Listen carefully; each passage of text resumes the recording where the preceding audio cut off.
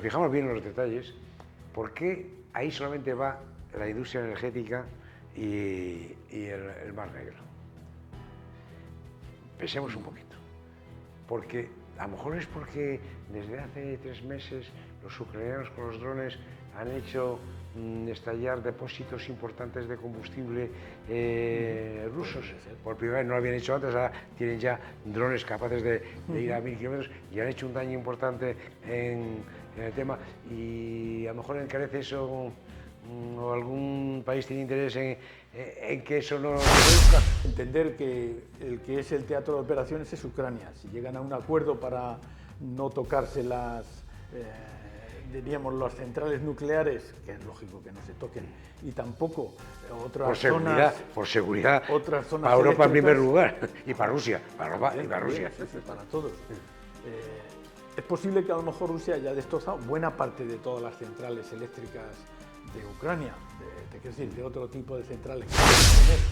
Después de 3 años de un ejército supuestamente poderosísimo, un país poderosísimo, ¿qué ha obtenido de ganancia?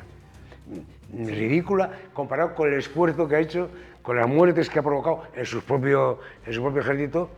Bueno, yo quería tocar esta tarde un tema pues relacionado con la situación mundial, entre comillas mundial digo, porque a la hora de la verdad va a ser de una parte del mundo que es quizás la más candente, por lo menos en lo que respecta a los medios de comunicación, y es qué está ocurriendo con el asunto de Ucrania y Rusia, la guerra, las negociaciones de paz que están llevando a cabo, o negociaciones por lo menos para un alto el fuego durante un determinado tiempo, y también yo creo sobre otro asunto que es un asunto realmente triste porque ya lleva deteriorándose mucho tiempo, que es el tema de Gaza, básicamente, y la situación en los países de alrededor, debido a que pues tanto Hamas como Hezbollah y como algunos otros actores en esa zona, pues están teniendo un papel, yo creo que bastante importante en los asuntos que están ocurriendo allí. Empezamos, si quieres, por las negociaciones entre Rusia y Ucrania. Se están desarrollando en Arabia Saudí de manera un tanto peculiar, a mí me parece. Tienen 2 salas, donde en una están los ucranianos y en otra están los rusos, y luego tienen un pasillo en medio donde los americanos se dedican a contar a la otra parte qué le ha dicho la primera, y luego volver otra vez con las informaciones de unos y de otros, pero realmente más que una negociación lo que se está realizando allí, a mí me parece, es un intercambio de ideas o de posturas que espero que pueda llegar a algún Hay punto. un primer tema que hay que decirlo. ¿Sabes que nos estamos jugando a no poder entrar en Estados Unidos con los comentarios que estamos haciendo, los programas que estamos haciendo? Con toda seguridad. Porque no estamos hablando de hipótesis, estamos hablando de hechos que están sucediendo hoy, donde te requisan el teléfono móvil, el ordenador, y si has criticado al señor Trump y dice la política, no te dejan entrar en Estados Unidos, incluso teniendo el permiso de residencia te lo retiran. Y no es un caso, estamos hablando ya de varias decenas de casos. O sea que el mundo está cambiando no solamente en estos sitios en guerra, está cambiando en otro mundo que queríamos seguro, libre y democrático, donde se podría opinar. Es un atentado a la libertad de forma total y absoluta.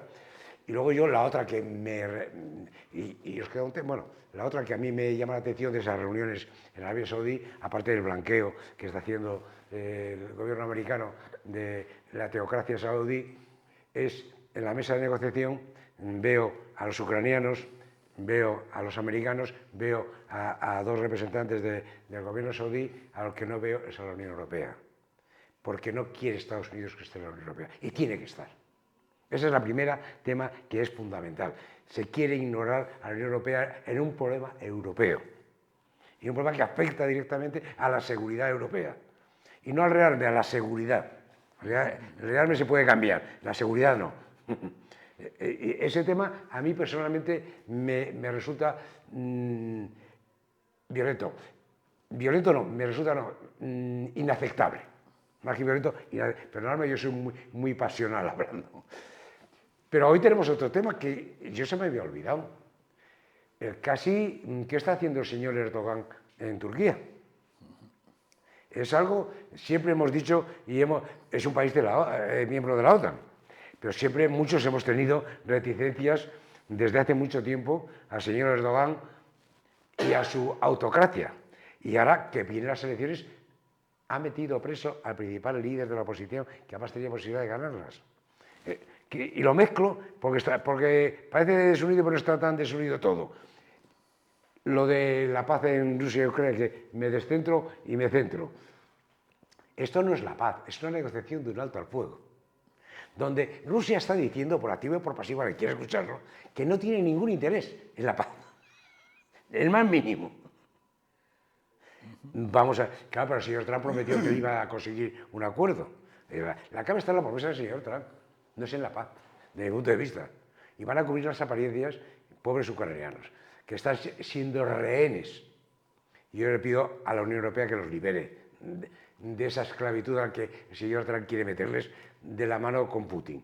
En Estados Unidos ya se habla, y ha publicado La Vanguardia también, si era Putin un activo ruso. En Estados Unidos, en una televisión, he visto que un representante demócrata le decía era un periodista, no era un representante demócrata, un periodista.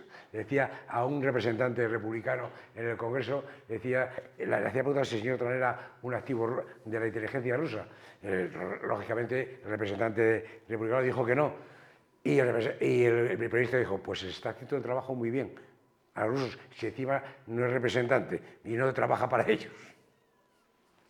Pues yo creo que sí que hay dos o tres cosas a considerar en lo que has dicho. Una es en las limitaciones que actualmente se están poniendo a gente que opina de manera distinta o que está en contra de la ideología o de las actuaciones del señor Trump.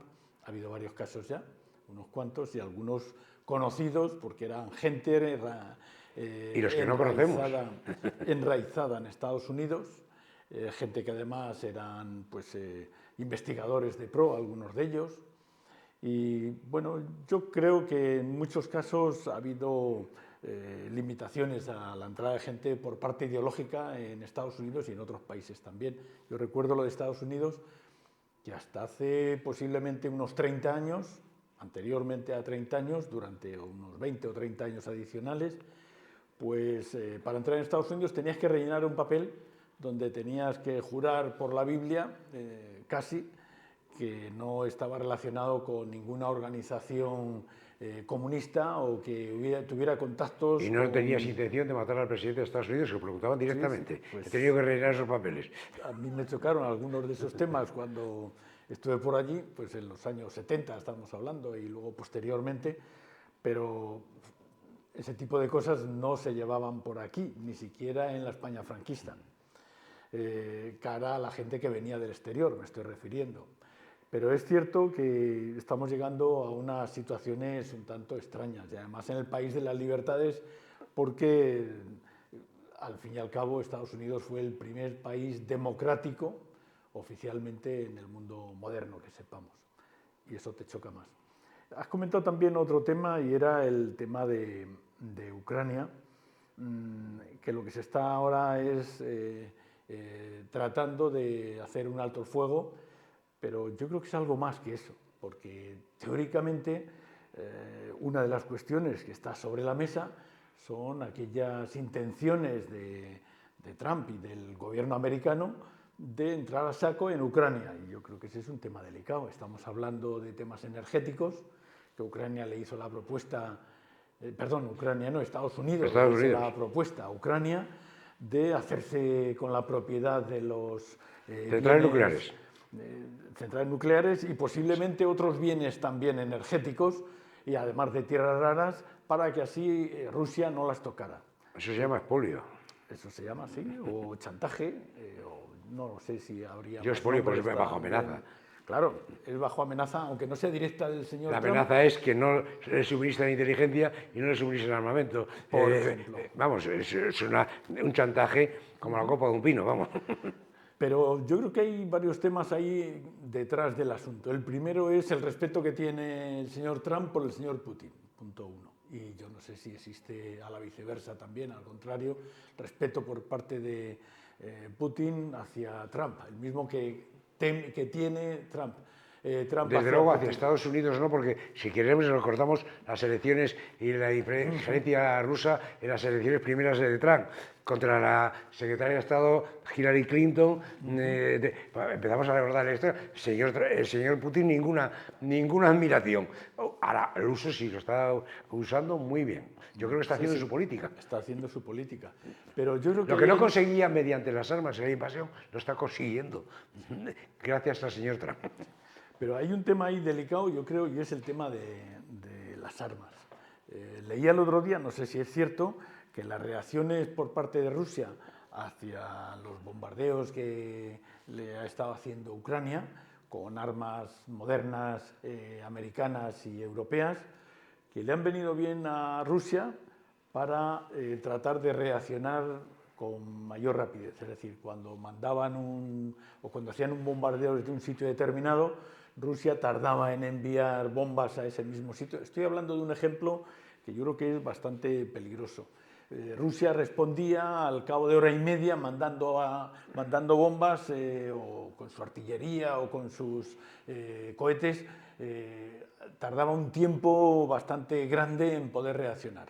Ha ido reaccionando y mejorando sus armas, es decir, estamos asistiendo, te comentaba este artículo, estamos asistiendo a un avance de las armas, en este caso rusas, yo creo que posiblemente también del otro lado, en reaccionar y además reaccionar enviando la bomba justo donde había caído o desde donde había salido inicialmente la ofensiva ucraniana y reaccionando al cabo de 1 minuto o de 2 minutos, debido a los satélites y a la situación que tenía. Es decir, se está utilizando esta guerra como, diríamos, como centro de pruebas para el futuro, en este caso. Todas las guerras se utilizan para el futuro, a lo largo de la historia se han utilizado. Eso yo creo que es lógico. Pero hay que decir cosas. Del interés de las Estados Unidos y los potencias europeos le estuvimos dando a Ucrania durante los 2 primeros años el armamento en desuso.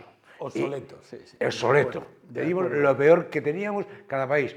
Y unos más que otros. España fue de los que menos, digo. En la lista de donantes de Ucrania, España está de 20, el 19. El que menos ha dado. Pero dicho, le hemos dado. Segundo, Rusia podía atacar desde Rusia, desde otros territorios, desde el Mar Negro, desde el aire. Por la situación. Y Ucrania tenía, pues eso, los aviones que había heredado de la Unión Soviética. Los F-16 han llegado hace 3 meses a Ucrania, y además obsoletos también, no son ningún arma moderna. Sí. Hay cosas que han hecho los ucranianos bastante importantes. Seguro. Con tecnología propia ucraniana. Eso lo están diciendo ya también muchos expertos, la capacidad de Ucrania de responder. Rusia es mucho más grande que Ucrania. Tiene un ejército y una industria militar que ha vendido a China, a la India, a Pakistán. Vamos, ha vendido a medio mundo. Es una de las industrias más importantes rusas. Ucrania no tenía esa industria, no podía. Ahora, lógicamente, las guerras se aprenden. Yo creo que de cómo empezó la guerra, ahora los medios técnicos han cambiado de forma importantísima, lógicamente. Pero y están perfeccionando los sistemas. Y eso es información. Yo creo que es clave la información. El tema la información tecnológica, vamos. El tema de fondo es que España fue un lugar de pruebas. Primero para los aviones, segundo para las bombas. Todas las guerras lo han sido. Todas las guerras lo han sido. Para los ejércitos alemán e italiano, estamos hablando. Y aquí los drones se han probado. En esta guerra los drones han sido un instrumento. Una de las armas claves. Sí, pero no estamos yendo de la negociación. No, lo que está hablando y de Gaza, que lo has planteado también. Sí. Es decir, los ataques israelíes, después de destrozar, de matar, ya hablan de 50.000 metros. Eso es un crimen de lesa humanidad. Y es un exterminio que hay que parar.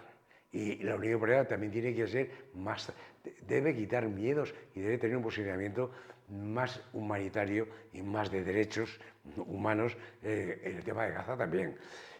Naturalmente han aprovechado también, por si acaso, los Estados Unidos diciendo que capaz de destruir todo lo que hay alrededor. Ahí yo creo que Europa, cuando empezó esta situación, cuando empezó la matanza... Y ahí tengo que decir, el gobierno español ha tenido una actitud más digna que mayor parte de los países europeos. También, como lo mismo criticado en otro tema, en este ha tenido una actitud más... Quitando 3 o 4 países, ponle Noruega, ponle Irlanda y Bélgica y España, el resto de los países ha sido vergonzoso el asunto. Tan vergonzoso como que ahora Israel se ha planteado crear un organismo para analizar y ejecutar la limpieza de los gazatíes. Hombre, está el proyecto de convertirlo en una zona de recreo, Gaza, pero señor Trump. Vale, pero es una vergüenza que hasta se hable de eso. Pero teóricamente no existía un organismo dentro de, vamos a decir, que no tenga rango de ministerio, una organización dentro del Estado de Israel que se dedicara a pensar cómo largarlos de allí y de manera directa. Si lo tenían, que seguro que lo tenían, no era oficial. Ahora es oficial, esa es la diferencia. Sí, lo he leído, lo he leído. Y no ha habido, que yo sepa, ninguna queja por parte de ningún país.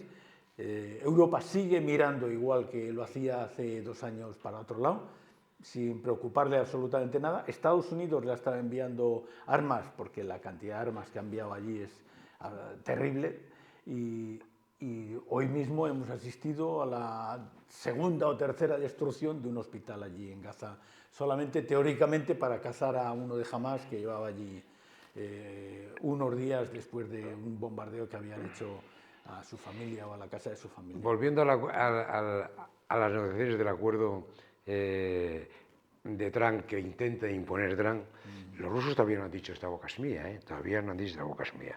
Ha obligado a decir a los ucranianos que empiezan, pero si nos fijamos bien en los detalles, ¿por qué ahí solamente va la industria energética y el Mar Negro? Pensemos un poquito, porque a lo mejor es porque desde hace 3 meses los ucranianos con los drones han hecho estallar depósitos importantes de combustible rusos. Por primera vez no lo habían hecho antes, ahora tienen ya drones capaces de ir a 1000 kilómetros y han hecho un daño importante en el tema. Y a lo mejor encarece eso o algún país tiene interés en que eso no se produzca. ¿Por qué el tema energético y no el de hospitales, escuelas que se están bombardeando todos los días en Ucrania? Y el otro, el Mar Negro. Pues sí, que ya lo auspició la ONU con Erdogan, que fue el del grano, que funcionó el primer año. Y salieron 35.000 toneladas, 35 millones de toneladas de grano que abarató los costes en todo el mundo, porque son el gran granero del mundo, y sale por el Mar Negro. ¿Por qué no otros temas? ¿Por qué esos dos? ¿Por qué impone Estados Unidos esos dos? Como instrumento de negociación. Para que no sobre los que se va, no sobre los que va a haber tregua, porque el resto va a seguir las bombas, la muerte y la destrucción. Sí, sí, eso han dicho. Eso han dicho los rusos. Sí.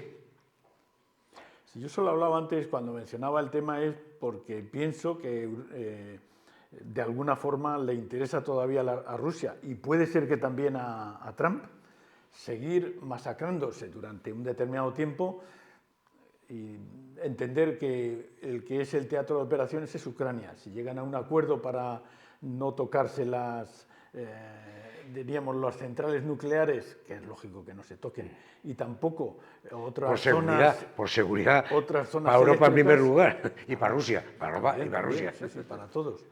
Es posible que a lo mejor Rusia haya destrozado buena parte de todas las centrales eléctricas de Ucrania, quiero decir, de otro tipo de centrales que puedan tener, de cogeneración o del tipo que sean, y a lo mejor no quiera o tenga ya liquidados el 20 o el 30% de esas otras zonas que le pueden costar a la Unión Europea, que es la que va a pagar la reconstrucción, un dineral. Yo escucho mucho, leo mucho a los rusos últimamente por informarme. Y lo que están diciendo los rusos, que no son de Putin, y especialistas, claro, la mayoría de exiliados son en la cárcel, están diciendo que lo que no quiere Putin de ninguna manera en Ucrania es que haya un país democrático. Porque lo que no quiere es que eso se contagie a Rusia. Eso es el peligro mayor. ¿Tú crees que eso es...? Eso funcionó ya antes. No quiere que haya un ejemplo. para Bielorrusia, para Rusia, un ejemplo de una democracia que funcione, auspiciada por la Unión Europea. Por eso se trata de dejar a Ucrania lo más destrozada posible y sin posibilidades de crear un país democrático y de servicios. No quiere que eso sea un mal ejemplo. Más que ideológicamente, más que económicamente te refieres a que ideológicamente no salga adelante como tal. Para que no se contagie. Para que no se contagie a la sociedad rusa, que la sociedad rusa está oprimida, pero pues si veo un ejemplo de que se puede salir de eso, y la bielorrusa, no te equivoques, es muy importante también, y la de Kazajstán. Sí, lo que pasa es que Bielorrusia no es un país rico como pueda ser Ucrania, entonces ahí tiene una Pero eso diferencia no lo digo yo, lo bastante están diciendo muchos de los que escriben rusos. Hombre, lo dice el ucraniano, pero digo por decir que lo dice rusos. Pero muchos, no uno, lo están diciendo muchos. Sí, no sé, puede ser. Por eso no quieren, en el caso de que se llegue a acuerdo, que no quieren acuerdo, en el caso de que se llegue, no quieren de una forma que sean las tropas de la Unión Europea las que garanticen la paz. De alguna manera está dispuesto a meter a China, a quien sea, porque no quieren que Ucrania funcione como una democracia y prospere. Yo lo leo por muchas partes que esa es la clave para Putin. Quiere Ucrania, vamos a ver. Primero quiere Ucrania, eso no cabe duda. Pero si no, que dejarla destrozada y sin funcionar. Puede ser, sí, nadie lo duda. Lo único que yo creo que Rusia está actuando a la defensiva, no está actuando a la ofensiva, que es lo que nosotros... Hombre, hay que fracasar. Eloís, que ha fracasado, por mucho que ahora esto se lo arregle Estados Unidos, después de 3 años de un ejército supuestamente poderosísimo, un país poderosísimo, ¿qué ha obtenido de ganancia? Ridícula comparado con el esfuerzo que ha hecho, con las muertes que ha provocado en su propio ejército.